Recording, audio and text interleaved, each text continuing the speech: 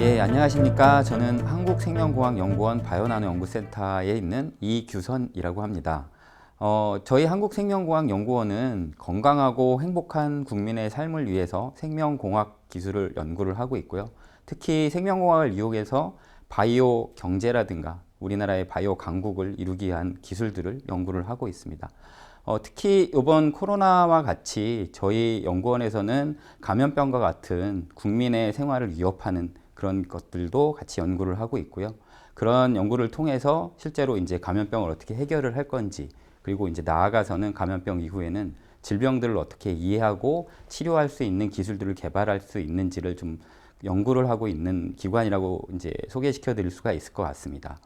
또 저희 바이오나노 연구센터는 특히 이제 인간의 질병을 정복하기 위해서는 진단 기술이 굉장히 중요합니다. 그래서 진단 기술에 대해서 이제 중점적으로 역할을 두고 연구를 하고 있고요.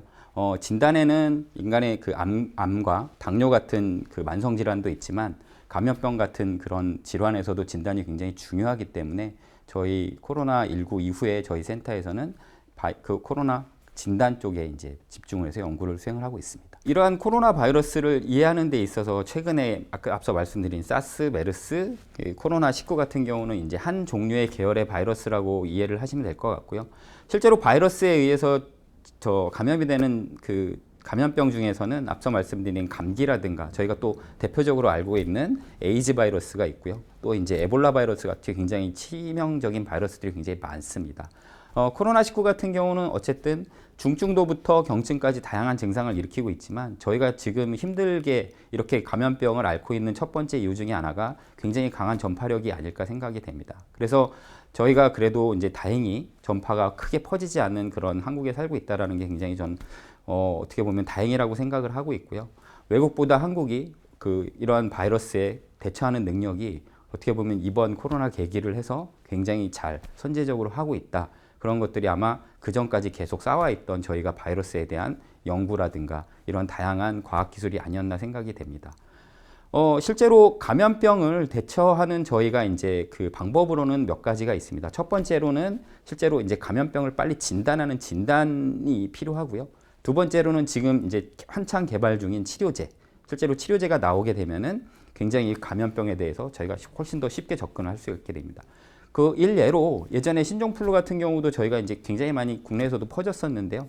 타미플루라고 하는 약이 빨리 개발이 돼서 신종플루는 진단과 치료가 잘 이루어져서 이제 감염병 종식이 빨리 된 케이스가 되겠고요. 또 하나 실제로 이런 감염병을 미리 좀 예방하는 차원에서 백신이라는 기술이 있습니다. 그래서 저희가 요즘에 독감 백신을 맞고 있는데 이러한 백신을 맞게 되면은 예방 차원에서 이 감염병들을 관리할 수 있는 기술이 되겠습니다. 그래서 감염병을 대처하는 데 있어서는 진단, 치료, 백신이 굉장히 중요하다고 말씀을 드릴 수 있겠고 각각 분야에 있어서 우리나라를 포함한 전 세계 연구기관들이 열심히 연구를 하고 있습니다. 재밌게도 감염병 연구 같은 경우는 굉장히 어떻게 보면은 글로벌 제약사라든가 대형 제약사에서는 매력적인 아이템이 아니었습니다. 감염병이 생기고 끝나게 되면은 더 이상 약이라든가 진단키트나 백신을 팔 수 있는 마켓이 없어지는 거거든요. 근데 이번 코로나 같은 경우는 전 세계의 모든 제약사들이 코로나 진단, 코로나 치료제, 코로나 백신의 개발에 뛰어들어서 실제로 열심히 연구를 하고 있고요. 아마도 이러한 치료제가 언제 나오느냐, 백신이 언제 개발이 최종적으로 완료되느냐가 아마도 코로나가 우리가 끝나는 시기로 예측을 할 수 있을 것 같습니다. 그래서 뭐 최근에 언론에 나오듯이 올해 말이 될지, 내년 초가 될지, 내년 말이 될지 아직은 모르겠지만 굉장히 열심히 과학기술에서 그리고 연구 단체들에서 기업들에서 이제 연구 개발을 하고 있다라는 거를 이제 말씀을 드릴 수가 있겠습니다. 특히 이제 그 세 가지 분야에서 저희 같은 경우는 진단 기술에 이제 초점을 두고 일을 하고 있습니다. 그래서 그 진단이라고 하는 거는 저희가 이제 간단히 말씀을 드리면은 질병의 정복을 위해서는 질병을 어떻게 발생을 하는지 이해하는 것도 굉장히 중요하지만 정확한 질병을 빨리 진단해내는 진단 기술이 굉장히 중요합니다. 여러분들이 잘 아시는 암 같은 경우도 조기에 진단이 된다면 간단한 수술이라든가 간단한 처방으로 완치가 될 수 있는 것처럼 진단 기술은 이러한 일간 질병 극복에서 굉장히 중요한 기술로 사용이 되고 있고요. 감염병에서도 빠르게 진단해서 확진자들을 잘 관리하는 것들이 전파 방지라든가 감염병 극복에는 굉장히 중요하게 생각이 되고 있습니다.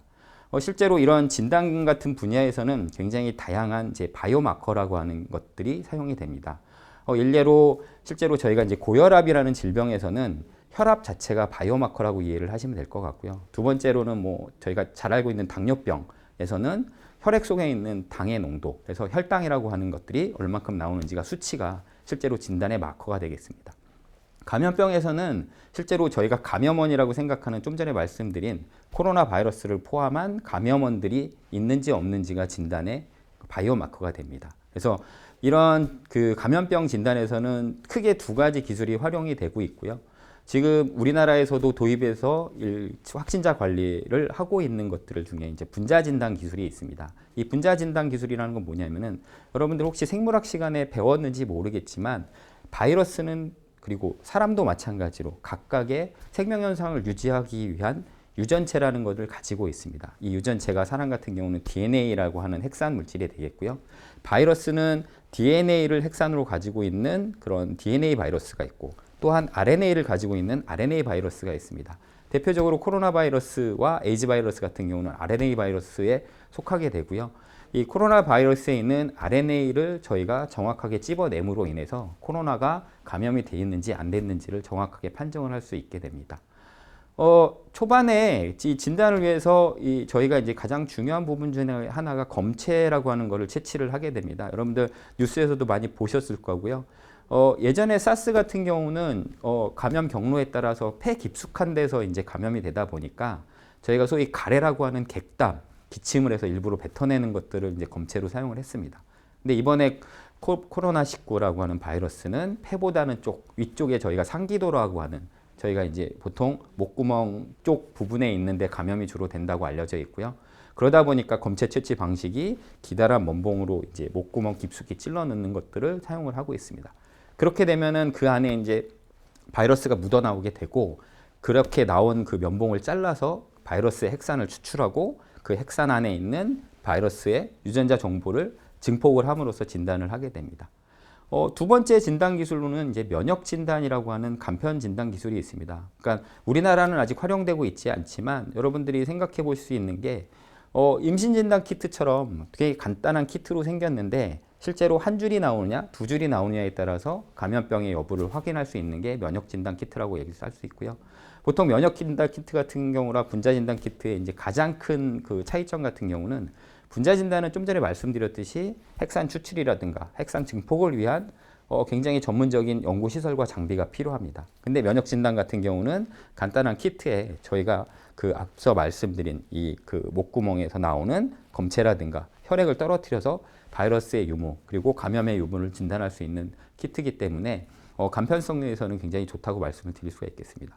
근데 진단에서 가장 중요한 거는 정확도라고 말씀을 드릴 수가 있겠습니다. 실제로 저희가 진단을 하면서 저희가 오인율이 생길 수가 있는데 실제로 100명을 진단했을 때 한 명의 오인율이 나온다라는 거를 진단 정확도로 99%라고 얘기를 하고 있습니다. 근데 오인된 한 명이 진단이 안 됐다고 해서 돌아다니다 보면은 그 부분이 슈퍼 전파자라든가 이런 감염병을 퍼뜨리는 데 굉장히 중요한 원인이기 때문에 진단에서는 보다 정확하고 보다 신뢰도가 높은 진단 기술을 채택을 하게 됩니다. 그래서 우리나라 같은 경우는 분자 진단을 코로나 진단에서는 규정으로 하고 있고요.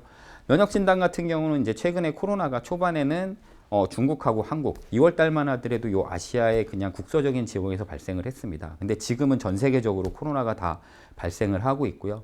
특히 가장 어려운 부분 중에 하나가 우리나라 같이 이제 의료시설이라든가 여러 가지 이제 기반이 잘 갖춰져 있는 나라들은 문제가 없지만 아프리카라든가 남미 같이 의료시설이 좀 부재를 하거나 좀 이제 어려운 부분에서는 분자 진단 기술로 이제 해결할 수 없는 부분들이 많이 존재를 합니다. 그러다 보니까 앞서 말씀드린 것처럼 간단하게 현장에서 손쉽게 할 수 있는 진단 기술들이 지금 활용이 되고 있고요.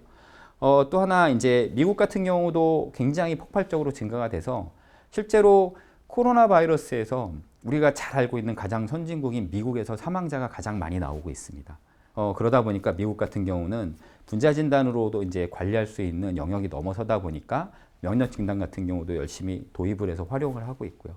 그러니까 이러한 진단 기술을 이용을 해서 코로나 환자를 빨리 찾고 정확하게 찾음으로 인해서 잘 격리를 하고 그 치료까지 된다면은 일단은 1차적인 방어선에서 감염병들은 관리가 된다고 말씀을 드릴 수가 있겠습니다. 그래서 치료제가 개발이 되거나 백신이 개발이 되기 전까지는 이러한 진단 기술을 활용해서 잘 막아내는 것들이 가장 중요하다고 말씀을 드릴 수가 있겠습니다. 예, 제가 앞서서 K-방역, K-키트 그렇게 말씀을 드렸습니다. 이게 이제 저희가 이제 한류가 예전에 이제 K-팝 무비라든가 K-팝이라든가 K-무비 같은 경우에서도 알려졌었지만 실제로 한국이 최근에 이제 코로나 대응에서 굉장히 주목을 받고 있습니다. 그래서 여러분들, 그러니까 아이디어가 굉장히 번뜩이는 동선 추적 관리라든가 아니면은 드라이빙 스루라든가 이런 것들이 이제 우리나라가 빨리 도입이 돼서 외국에 소개가 됐었고요. 실제로 진단 기술 같은 경우, 진단 키트가 국내에서 개발이 된 것들이 역량을 잘 인정을 받아서 외국에서 수출이 되고 이제 이런 것들이 잘 활용이 되고 있습니다. 실제로 코로나가 외국보다 우리나라가 그래도 잘 관리가 됐다고 이제 말씀드릴 수 있는 첫 번째 이유는 저희가 이제 과학기술이 그동안 뭐를 했는지도 모르겠지만 어쨌든 저희가 열심히 기반을 닦아 놓다 보니까 이렇게 감염병이 생겼을 때 바로 대처할 수 있는 능력이 이제 갖춰졌다고 말씀을 드릴 수가 있을 것 같고요. 두 번째로는 아마도 그 결정의 순간에 빨리 결정을 할 수 있는 그런 것들이 이제 우리나라가 K-방역을 성공할 수 있는 게 아니었나 생각이 됩니다. 실제로 그 우리나라 이제 중국에서 코로나 바이러스가 작년 12월에 처음 생기고 나서 우리나라 1월 달에 질병관리본부에서 코로나 진단을 위한 진단키트 회의가 있었습니다. 그리고 일주일 안에 우리나라 기업이 4개의 진단키트들을 개발을 해냈고 승인을 받아서 빠르게 현장에 도입을 해서 이제 진단관리를 할 수 있었다고 이제 생각을 합니다. 그래서 아마도 그 가장 중요한 이유는 이러한 감염병이 생겼을 때 처음에 이제 저희들도 이제 같이 연구를 하시는 분들이라든가 회사분들이랑 논의를 할 때 그런 얘기들을 많이 하셨어요. 코로나가 처음에 1월 달에 생겼을 때 연구를 시작해야지, 개발을 해야지라고 이제 미팅을 했을 때 금방 끝나겠죠. 예전에 사스 때도 그랬고 우리나라 신종플루 때도 그랬고 이게 얼마 가지 않고 이제 끝나는 감염병이라고 생각을 했습니다. 근데 이제 장기화가 되고 이렇게 관리가 안 되다 보니까 초반에 결정을 얼만큼 빨리 했느냐에 따라서 관리되는 그런 그 대처 능력이 차이가 났던 것 같고요. 우리나라 같은 경우는 그렇게 이제 메르스 때 굉장히 힘들었던 경험을 바탕으로 해서 질병관리본부였죠, 그때. 본부에서 빠른 대처, 그리고 정부에서 코로나를 지원하기 위한 여러 가지 시책들, 그리고 이제 연구기관이라든가 기업들이 한 몸이 돼서 굉장히 다양한 기술들을 개발을 하고, 그리고 이제 그게 현장에 도입이 돼서 우리나라가 코로나가 관리되고 있다고 생각합니다. 특히나 이제 아까 말씀드린 치료제라든가 백신에서도 이제 굉장히 다양한 기업들이 이제 노력을 하고 있고요. 앞으로도 이런 것들이 이제 전 세계적으로도 이제 하고 있지만 우리나라 기술들도 개발이 돼서 우리나라를 포함한 이제 세계가 코로나가 잘 관리가 돼서 제가 오늘은 온라인으로 소개를 시켜드리지만 다음에 또 이제 기회가 된다고 하면은 또 이제 오프라인에서 만날 수 있는 그런 자리로 연결이 될 수 있으면 좋을 것 같습니다. 짧지만 코로나에 관련돼서 어떤 것들이 있었고 실제로 진단 기술은 어떤 것들이 있는지에 대해서 설명을 드렸습니다. 예, 감사합니다.